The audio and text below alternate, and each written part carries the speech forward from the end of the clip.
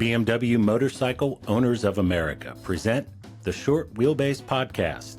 With members in all 50 states, Canada, and across the globe, the BMW MOA invites you to ride inspired. Learn more about membership benefits, including roadside assistance, tire hazard protection, and more at bmwmoa.org. The Short Wheelbase Podcast is also brought to you by Boxer 2 Valve, supplier of quality OEM and aftermarket parts and specialty tools, and by Air Support BMW, offering premium driveline rebuilding and performance enhancements for your air-cooled BMW. Hey everybody, welcome to episode 28 of the Short Wheelbase Podcast. Flying solo again this week with another great clip from George Thomas at Air Support BMW. Last week, we had the privilege to get the full shop tour while Darren was up there visiting. This week, we're going to actually step outside of the shop and get to take a look at a customer bike that was on site while Darren was there for the interviews. It is a, dare I say, rare 1980 R45. Not a bike you see very often, pretty unique bike. Pretty fun little flickable bike from what I've been told. I've not ridden one myself, but I'd love to try one at some point. So tune into the full episode. We'll jump into that clip at the end. Special thanks and shout out to Darren and George for standing out in the rain to get that clip. Appreciate the wet recording you did on this.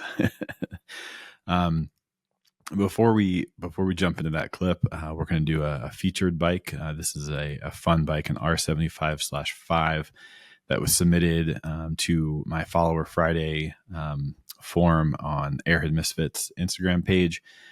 It originally came to me as a project bike. It was a bunch of photos of, the engine sitting on a workbench and things like that. And, a little bit over a year later, the owner resubmitted and the bike is done. It's complete. So we'll take a look at some photos of that progress and that process that he went through to bring that to a full restoration. Garage updates. We'll get back into the swing of garage updates next time we have Darren on the show again. But just a quick little update from my garage. I'm in the middle of, oil change and final drive fluid change. Just, routine stuff. I've been riding the bike a bunch this summer. And I have 2 rides coming up in the next week that, just felt like it was probably time to take a look at the fluids, put fresh ones in. I always change everything way before the mileage intervals are supposed to be. So I'm going to do that and get that wrapped up. I have a ride coming up this weekend. It's a bit of a tribute ride for Brooke Reams that his son Brandon has put together. You may remember we did an interview. Well, not an interview, but Brandon actually stepped in as a guest host in a previous episode. So we're going to do what Brooke loved most, and we're going to ride, and we're going to go have some fun on bikes. So just getting the bike ready for that. And then next week, I have another a ride that I'm going to be doing, which I'll get into some more details on that in a second.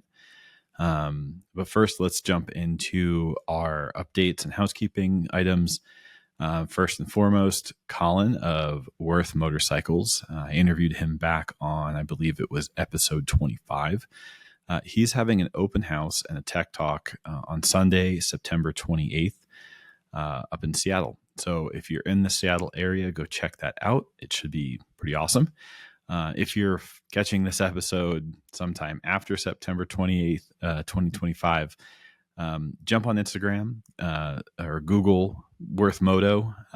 Give him a follow. He's at Worth Moto on Instagram. You can Google your way to his website. Subscribe, follow, however you want to do it. Keep in touch with what Colin's up to, and I'm sure there'll be future events and other things planned that are coming. So get in touch with him on that. Next up, another person that we interviewed previously, Ben Malloy of Dundee Vintage Cycles. He was on episode 17 of the Short Wheelbase. He's actually going to be in my neck of the woods next week here in the Front Range of Colorado. And he's doing the old flying ride. He's coming in, he's buying an RS, and he's going to ride it home. But before he does that, we're going to go take them for a ride and show them what it's like to be a Colorado local. Get them a little taste of canyon riding and some mountain views and cold, crisp air. So looking forward to that. That's the other ride I alluded to a few minutes ago, and one of the reasons I'm getting the conversion bike kind of ready for that. We're going to film the transaction. We're going to film the bike. We're going to talk about the bike, go over it in great detail. It's a beautiful RS. I can't wait to share this with you some more. And we're just going to film and have fun and film the ride and film the shenanigans that follow. So keep an eye out for that in a future episode of the Short Wheelbase. It's going to be a fun one. Last but not least, if Colin and Ben aren't familiar to you, just hit that old back button. I don't know where it is. It's somewhere down here, maybe, or over there. I'm not sure. It's somewhere here on YouTube, but hit that back button on the playlist. Check out episodes 17 and 25. Get to know Ben, get to know Colin. Their episodes are here for you to watch at any time for free, thanks to the BMW MOA. Obviously, we host all of the Short Wheelbase episodes on this YouTube channel of theirs. So thanks to them. Be sure to check those out, and the rest of the BMW MOA podcast for that matter. That's kind of the housekeeping and updates I have for this week, so we can jump into this featured bike. Like I said, this comes in via my Airhead Misfits Instagram page. If you're not familiar with that, jump on Instagram, send me or shoot me a follow. I feature bikes every other Friday. So the weeks that I'm not posting a podcast episode, I'm posting a follower Friday submission. Anybody who submits their bikes, I send out free stickers. I've mentioned previously, I also have some patches right now I'm trying to get out to folks. So now's a great time to reach out to me. I'll probably throw a patch in that envelope for you, all for free as a thank you. Just give me a follow and shoot me a message on Instagram, and we'll get you all set up and in the queue. I'm trying to build out that list of bikes a little bit more. I'm getting a little bit thin at the moment, so don't hesitate to reach out. Anyway, this came in from user Adam E. Dragon, all one word. If you want to give him a follow and check out any of his other motorcycle shenanigans. It's a 1973 R75/5 long wheelbase. And as I mentioned, he initially submitted this bike in project form, and those are the photos that you're going to kind of see first here. There's engine on a work stand or on a workbench, gas tank on the workbench, bike in pieces. And I posted it this way. So if you have a project bike, I will post it. It doesn't have to be complete. This post came, I think I posted it in April. He submitted it sometime in February of 2024.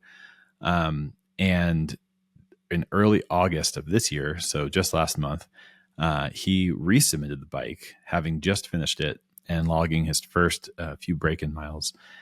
It looks fantastic. You'll see as the photos transition over into the finished or done, the before and after, if you will. The bike looks fantastic. It looks to me from the photos like if you walked past it on the street, you would just assume this was a survivor bike. It looks amazing. Now I'm sure somebody can pick out things that are wrong with it. I can't. It looks great. Kudos to you, Adam, for all your hard work on this bike. It sounds to me from what you've sent in that you did all this work yourself, rebuilt the engine, rebuilt the transmission, rebuilt the wheels yourself. Fantastic work, man. It looks great. And one thing I wanted to mention that I almost glossed over my notes here. Adam tells me that this bike had been sitting since 1982. He didn't mention whether that was in a barn, in a field, in a garage, how it was stored, or anything like that. But that's a long time for a bike to sit, and for someone to pick it up and do a restoration of this level in such a short amount of time. Also, I'm going to date myself here. Sorry, folks, but 1982, holy crap. This bike was sitting longer than I've been alive. So again, fantastic work bringing this thing back. It looks fantastic. Please, folks, jump into the comments, send Adam some love on this bike. It looked great. Let us know what you think of it. And again, if you have a project bike, please get in touch. or a rider or any kind of airhead for that matter, get in touch. We want to feature it either here on the Airhead Misfits page. Darren has a great series on his website he calls it the Survivor Series. So bikes that are in survivor states, or a survivor type bike that, original paint, nothing's been really changed on it, but it's just still as it was when it rolled off the line. So get in touch with us. Like I said, you can get in touch with me through Instagram, or you can jump in the comments below if you want to talk directly to Darren. His email address is available on the Airhead 247 website, so find him there. Plenty of ways to get in touch.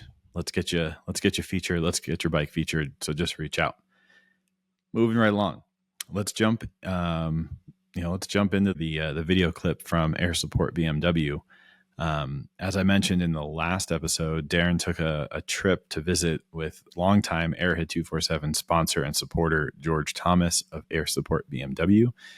Darren hauled his GS all the way up into Canada to have George look at a few things. Darren recorded a series of videos about the GS specifically in great detail on the work that was done. We're going to feature those in future episodes.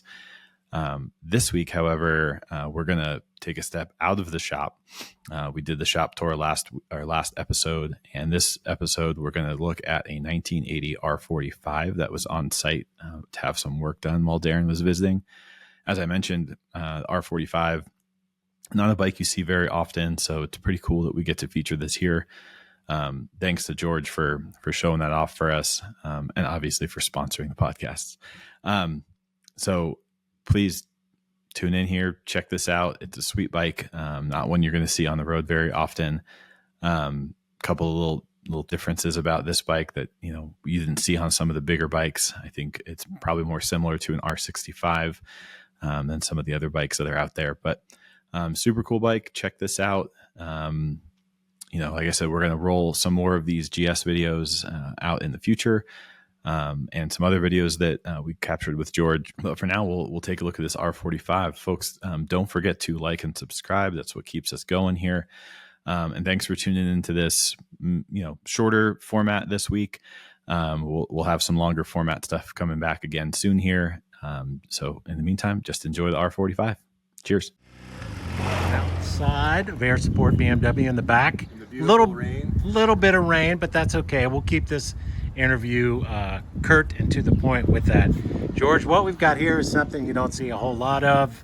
This is a 1980 R45. Tell me about it. Yeah, 1980 R45. As far as I know, and I'm told that there's only 7 of these in the US. Please tell me if I'm wrong. If you have one, phone us and tell us. I've seen 2 of them so far in my shop, so maybe they're not that rare at all. This one had been in a barn for a little while. I think he said 15 years. And he brought it to me to get refreshed to go to the Quail Motorcycle Gathering, which I think is coming up. So it needed a lot of work. The head bearing was basically glued to itself. It was seized up. The mufflers were rotten out. I think it had fallen over at some point because the signal lights were bent. I had to replace that. Dash pad was rotten from just dry rot and cracked. Master cylinder was broken or leaking. Checked the brake pads, rebuilt the forks, kind of like just, you name it. I did though, as we talked about in a previous video, one of my rules is I always take off one side of the engine, one top end, and I do the inspection. And so I did that and it was fine. So it's only got 13,000 kilometers on it, and that was legit in terms of the condition of the engine sort of validated that.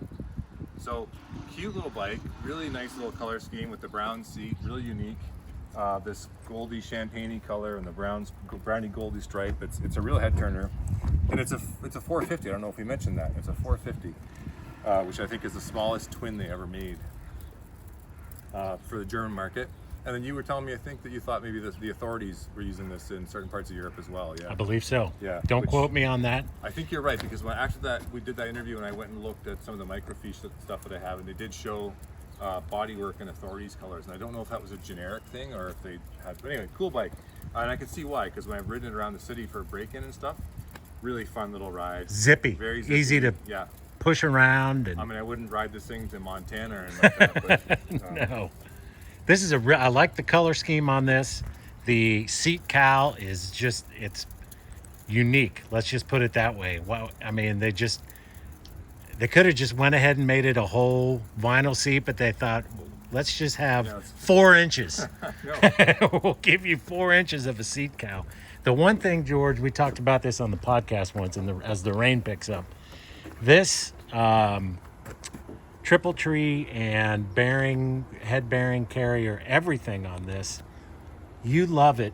I understand why you love it. Tell everybody why you love it, and it seems like we should have had more of these down the road. Yeah, right? I think we talked about on the podcast how I feel like on the R65, which is what this is based on, they experimented with a number of different ways to do things, and one of them was this nicely cast upper fork brace and triple tree, and then the way that they do the way they did the bearing adjustment was with this hand wheel, and then you torque it with this nice Allen head bolt. Compared to the other one with that, that's the pin wrench and then the big nut, which is under the handlebar. Yes, exactly. So God help you if you want to adjust it, especially on the RS. It's tricky. They're taking off all this stuff. Yeah. And then, not to mention the fact that this on the other bikes is just a stamp. I mean, this is something you see like Toaster Tan makes. Yeah, right. Like people pay extra now to have this sort of thing put on, and it was from the factory. So I don't know why they stopped doing it, because they did. They eventually reverted back to the other type, and then it wasn't until I think the K bikes came around that they started doing this again. Oh, is that right? Yeah, again, correct me if I'm wrong, but I think the K75s brought back this arrangement. I didn't know that. Yeah, I thought that was pretty cool, and for me, it was really nice to work on because of the ability to adjust that head bearing so easily. And as a test ride, I come back and adjust it, test ride, I come back and adjust it, and then get happy versus the pain of, oh no, I gotta adjust it, I don't want to adjust it.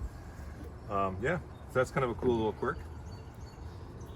And you said the owner does have the battery covers. Yeah, we have battery covers. It would say R45 on there in a kind of 80s script, if I remember correctly. And of course, it is worth mentioning, these have the little cute carburetors, we'll call them cupcake carbs, right? I mean, these are what, 28 millimeter? Yeah, and so they look like a 32, and it could even be the same base body that they started with, but you open it up and it's this little tiny bore in the middle. So it's funny, the whole bike is like that. It miniaturized. Looks like it's a real bike, but it's actually a little bit smaller. It's narrower, it's lighter, it's everything. It's just a cute little bike. It is. I love the color scheme on this, and as we talked about in a podcast episode, boy, this is the bike you want the Siebenrock 860 kit on. It's bolt-on horsepower. You'd have to change the carbs probably on this one too, to 32, right? And the final drive. Yeah, I'm glad you mentioned that. This is what a strange ratio, if I can get it, 34:8, which, gosh, don't see many of those. Yeah, it gets out of the hole quick. It does. All right, well, the rain's picking up. To the owner of this bike, kudos. You've got a great one. We hope to see it on the road some more. Toodles. See ya. Thanks for joining us on the Short Wheelbase podcast, presented by the BMW Motorcycle Owners of America. To join the club, visit bmwmoa.org. You can find full-length episodes of the excerpts heard here on the Airhead 247 podcast. The Short Wheelbase podcast is produced and edited by Nick Malozzi.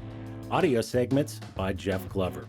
You can check in with Nick at Airhead Misfits on Instagram.